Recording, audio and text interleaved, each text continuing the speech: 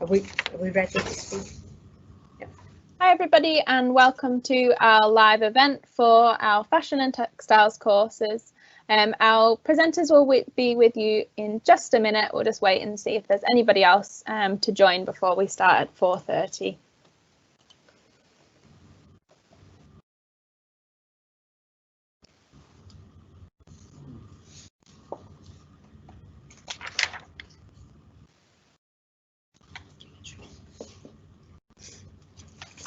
Brilliant. Well, thanks for your patience. As I said, this is our Fashion and Textiles event. I'm joined today by our tutors, Karina and Pauline, as well as a couple of our students, Zara and Jonica. I'll be passing over now to you, Pauline and Karina, but just so you know, if you do have any questions throughout the event, please pop them in the Q&A, which will be on the right-hand side of your screen, and we'll get to these towards the end of the event. Thank you, and we hope you enjoy the time. Over to you, Karina and Pauline. Hello, welcome to the fashion department here at UCEN Manchester. As you can see, we're in a really beautiful, spacious place. At the moment, we're able to offer face-to-face teaching full-time because we do have 3 continuous rooms with quite a lot of space. We're very technically led. We work to industry standards.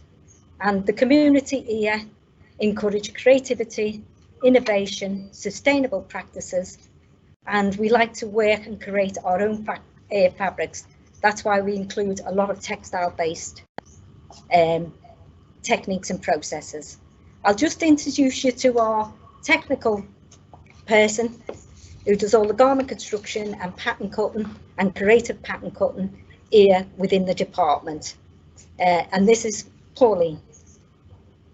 Hi, my name is Pauline Woodbine. I'm the technical tutor that does the creative pattern and develops the students' design through pattern and into their final garment. We're currently working on contemporary designs, and this allows the students to import different tasks and techniques to make their garments a little bit more original and unusual. There's a variety of industrial machines that the students can use, and the objective is to produce a garment to a very high standard. The students will learn skills required to develop their patterns and take the skills to use industrial machines to manufacture the designs. We have an end of year show where all students can participate and display their final garments. So at the moment, our students are doing an exam unit, which is unit 33, but the second years are on. And the unit requires the students to look at what's happening in the 04 revolution, all the changes within society through new technologies. So they look at every industry from health to the arms industry to see how developments are changing even our manufacturing processes, and they're weighing it up against craft. So I'll introduce you to Janaki, and she will explain some of the work and samples she's produced over the last couple of weeks. So, Janaki. Hi, my name is Janaki Aksa. I'm a student of art and design fashion. At the moment, we are doing a group collaboration, which is based with Nature Forms. I've created some bioplastics, some bio fabrics that's from apple, oranges, and potatoes. As you can see, this one is movable and dissolvable as well. I put color in so that it gives it and shows the actual texture and colors.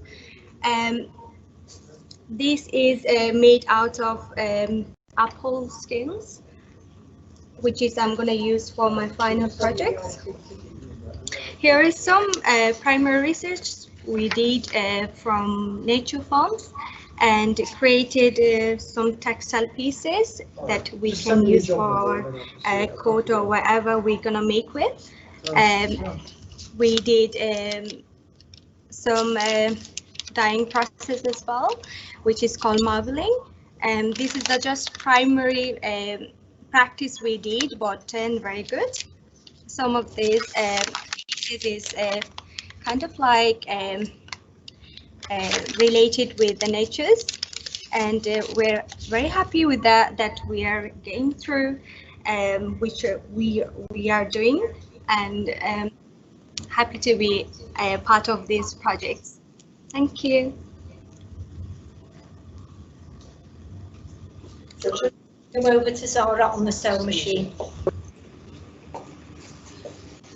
This is currently one of our students who's just showing some information that she's acquired with testing out shapes. This is manipulated into the fabric and hopefully they'll be using on their current designs. In the first year, the brief will be a shirt for year 1 and a coat for year 2. But as you can see, some of these designs can be quite interesting when incorporated into the design of their final garments. Okay, thank you very much, Zara.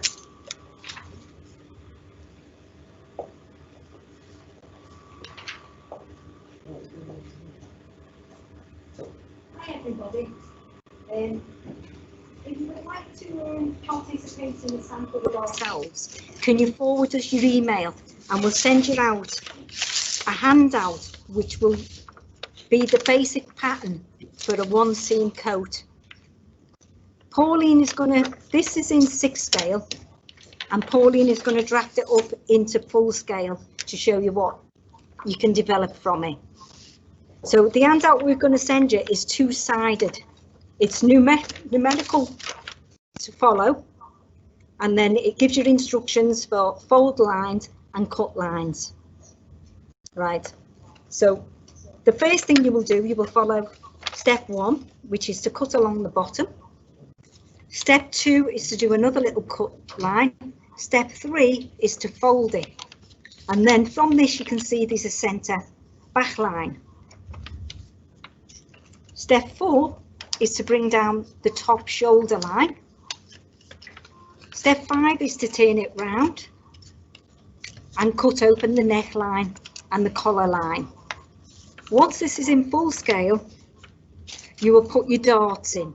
The darts will give you added shape and added form. So we've got darts on the side, see, which you can see clearly there, and you can just fold them, pinch them in and fold them. Do the same on the top line, and then as you can see, this is a little 1 seam coat. This is something you can develop ideas from. So when this would be sewn, it'd be sewn, captured in there, caught in there, folded over, sewn along. But you can also use this as to design other panels, and you can also spread and cut it. I know these are technical techniques and you mightn't be familiar with the language, so we try to keep it as simple as possible. So there you can see that little flat pattern now is taking some shape and form as a 3D piece. Pauline will show you how you can scale this up. So if this is 6 scale, we're going to times everything by 6. But before we do that, we don't need to do both sides. We just need to create a rectangle. So when we times it by 6, we're going to fold it in half, and that is our rectangle. As you can see, the centre line is here, right up to the neckline and to the hemline.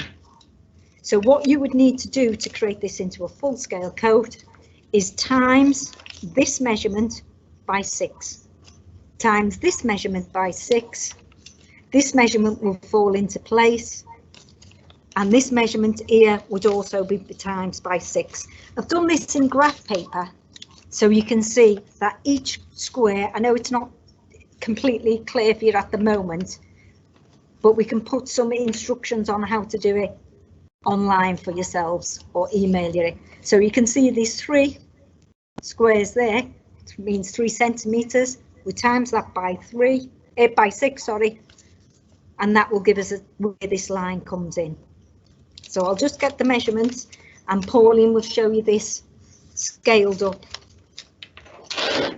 So first we're going to do the centre back line, and the measurement for that would be what measurement? So your centre back line is 38 centimetres. Okay, I've already done one and prepared it, But what I am going to do is highlight it in red. Hopefully you can see that the felt tip, not ideal on pattern paper, but for the purposes of this particular task, hopefully you'll be able to see it online. So the hemline, yeah, the hemline is 27 centimetres. okay. Are we doing the rectangle first then? Yes, so we're going to complete the rectangle. Because we've got the right angle in, the following right angle will be the same measurement. So it's very handy to use an L-shaped ruler, because this assures us that everything that we're squaring up is accurate, so that anything that we continue to complete on this particular draft will all be square. So while Pauline's doing this, we're just trying to show you that it is quite a technical process, pattern cutting, and it is based with maths, but the maths is not abstract, it's quite real. So it's angles, scale and proportion. Okay. So don't let it, if anyone's got like a fear or a phobia of maths, it's really self-explanatory. And we do make life easy for everyone, don't we? Yeah. Okay, so what's the next measurement? So Did the you next say 27? measurement is 3 here. Yeah. You come up here. So that's 27. That's 27. So again, I'm using my L-shaped ruler to and square up. 93 centimetres. And I'm coming up here 93 centimetres. And then I'm squaring across. Yeah, and you square across. You don't need to measure that. Okay. What do you want me to do next now? And then you just need to put in this top line. Yeah. Yeah, which is in there. And that will be our fold line. So this is the fold line that we're putting up at the top. As Karina said, we're only doing half the pattern here, because this line here will be cut out on the fold, which creates the full scale whole garment. And that's another thing that we do in pattern cutting. We mainly wear in half, because you don't need to do two sides of the skirt if it's the same. But if you start changing the right side from the left and changing it in scale and proportion, then you do need to do a complete flat pattern. Right, now I'm going to put in, I'll perhaps use a different pen. I'm just going to put into the darts. The dart was, what measurement was it?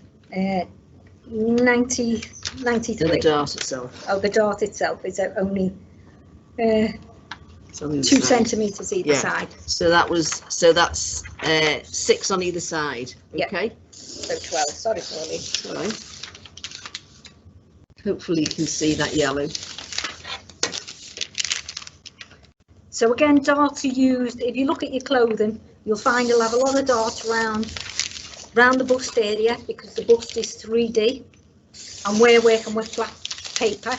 And when we're doing design, we need to work out how we can make the fabric move around the body. So we have 3D parts. We have our bum, we have our bust, and then we have some little bit of weight around the tummy area. So these areas will be where darts will form to suppress the fabric around the body.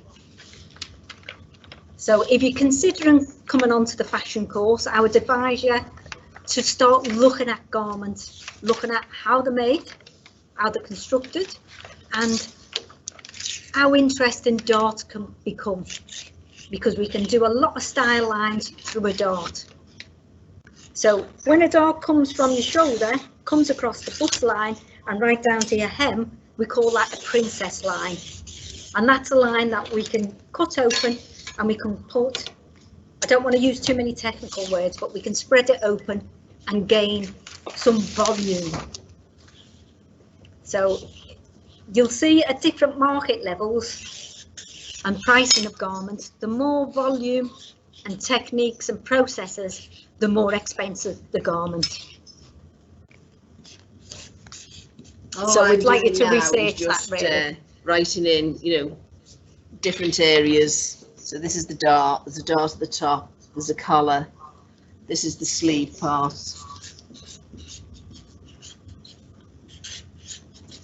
And this is the hem.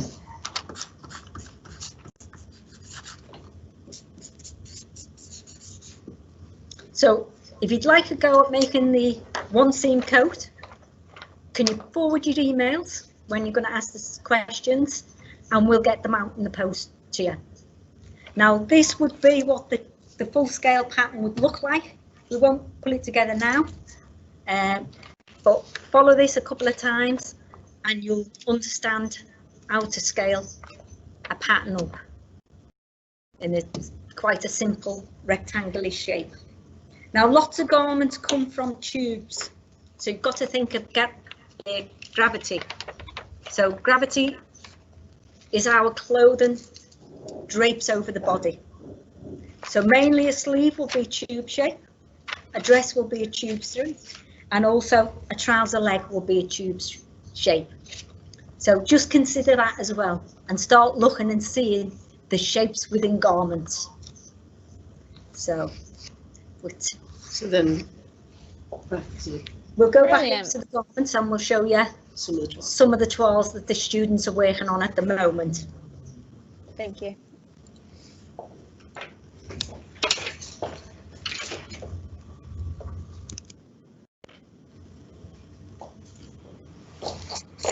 So, as I explained before, lots of things are done in tube, and gravity helps the garment drape over the body.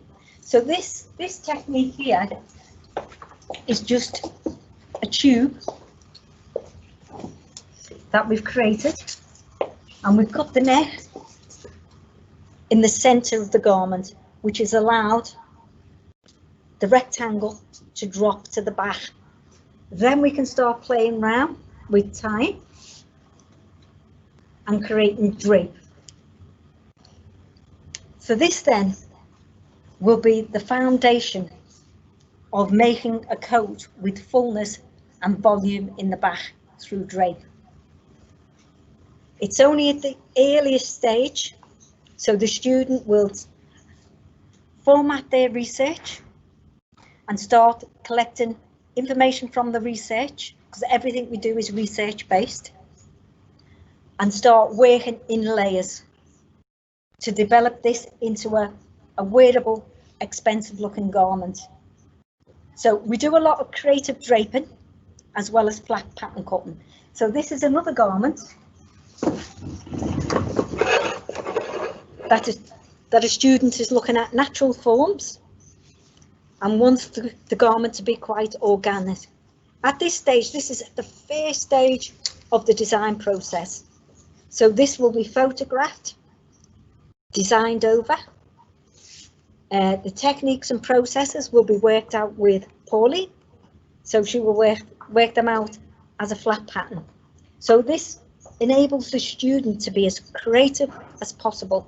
At this stage, the garment is quite rough, but we're really learning how to place, manipulate and move the fabric.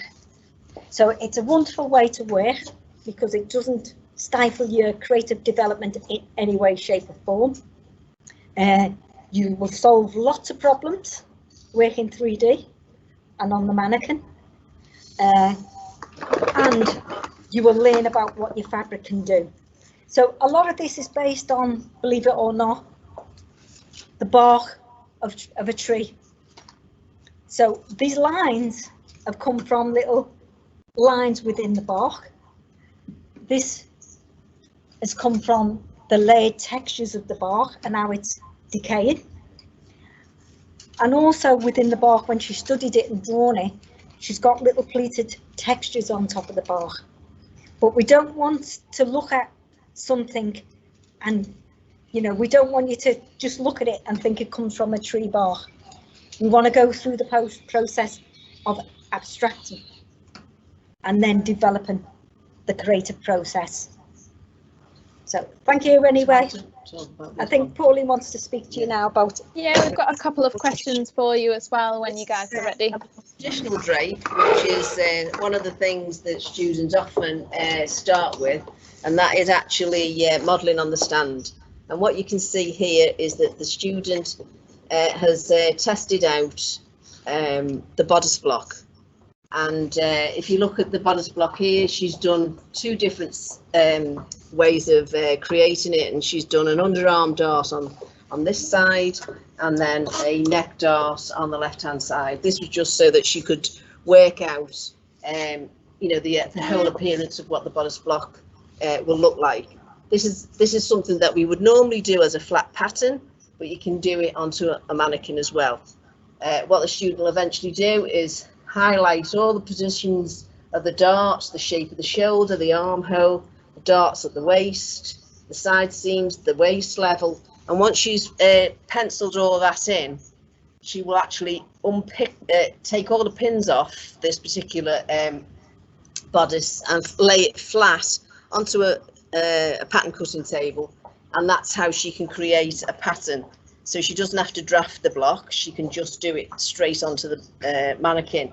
But when you start learning the basics like this is where the confidence and the skills come then, and they understand, as Karina said, with the garments that she's just described, the students then understand where the centre back is on something, where the shoulder would be, where would the centre back, and all the rest of it. So it just gives them a good navigation of how to go around the bodice block from a technical point of view. Okay, thanks very much. Lovely. And then we're not just technical based, we do a lot of art and design and research to explore how to get an abstract shapes and forms to develop into garments. The course is a 2-year course. You will explore textiles, manufacturing techniques, but we are very research based.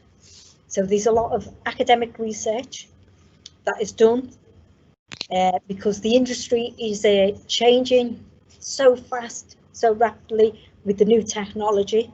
We try to be very sustainable. So that is one of on our mission statement, that sustainability is key to future practice. And we also like longevity and practical garments. So these garments are in the creative stage, but they have to have a practical purpose. So any questions you want now and try and respond? So we've got a couple of questions. I guess you've kind of just alluded to that there, but how is sustainability built into what students learn? Well, it's built in through, we use zero waste pattern cutting. We try to engage with the circular economy. So fabrics that we buy and source are surplus fabrics from design houses and different things. We make textiles, and we, as Janaki has just showed you, we try to create our own fabrics. We're always improving with our sustainable practices. Like if we start working on the mannequin with this fabric, once it's served its purpose, will be reused and created into textiles. So it'll have a multi-purpose. We've got a long way to go, but we're there. We're starting, and we're making students very conscious of how they're using fabric, and we're making them aware of the dyeing processes. So the dyeing processes are where a lot of water is consumed, and you know the side effects of that on like pollution, water, rivers are drying up. So we try and move towards processes that don't take volumes of water. So we do natural dyeing processes. We use surface design. We use digital printing. So there's lots of different ways. Yeah. And are the students still there to ask a couple of questions direct to them? Or Janaki's just gone, and so they've just gone. So I'm really sorry about that. That's all right. 9. Yeah, no worries. That's fine. It's a long day, isn't it? I think we'll kind of, I guess, maybe just a little bit of a brief overview of what you would do in the first year compared to the second year of your course as well? Had a question on that? Well, the first year of the course is just gaining all the skills and knowledge of the design cycle and design methods. So that's the key to becoming a designer. So you follow your design methods. So you learn about designing that is human-centered, designing for different reasons like health and well-being. In the second year, it's a lot more independent. You will work on a collaborative brief and you will try and work with other departments to improve the collaboration. So they might get information from the science department with bio design, and we incorporate a bit more photography, and the creative skills are already underpinned, so you can just advance on what you've already learned. But usually the technical skills are really pushed in the second year. Also in the second year, we do a cut, make and trim project, so you can start your own business. Brilliant, that's really good to hear. I think that's the last of our questions. So before I kind of finish off, I don't know if you two have anything more you'd like to add? We because of the space that we can't show you, and we are really lucky with the space we've got. We've got 3 continuous classrooms with a little print room in between. We have a good range of pattern cutting tables through to the messy room. I think the best thing to do would be to visit the department, because for the size and the number of people we have in the groups, the space is absolutely fantastic. And I would just add that there is a lot of people that have gone into universities locally, won't mention any, but are very envious of the spaces and the equipment that we have actually here at Northenden. Brilliant. Well, thank you very much both. It's been a really informative session and great to kind of see some of what you have to offer in terms of facilities, but also see what the students have to say about their experience. So thank you again. Just generally for everyone, so you know, we do have further events running both tonight and through till Thursday, which do also include our Future You Student Support Services drop-in. That just is if you want to talk anything through about applications, student finance, accommodation, they're available, and that's you can access that via our online open days website. So I'll pop a link to that in the chat as well, just so you've got it. If you would like to apply for 2021, applications are now open. They can be made via our website, which again I've popped in the chat there for you. We really hope you have a lovely evening, and thank you again, Karina and Pauline. It's been a fabulous session. Well, thanks a lot, and it's our first one that we've done virtual, so we're only in the process of learning. Yeah, so brilliant effort. Thank you. Bye.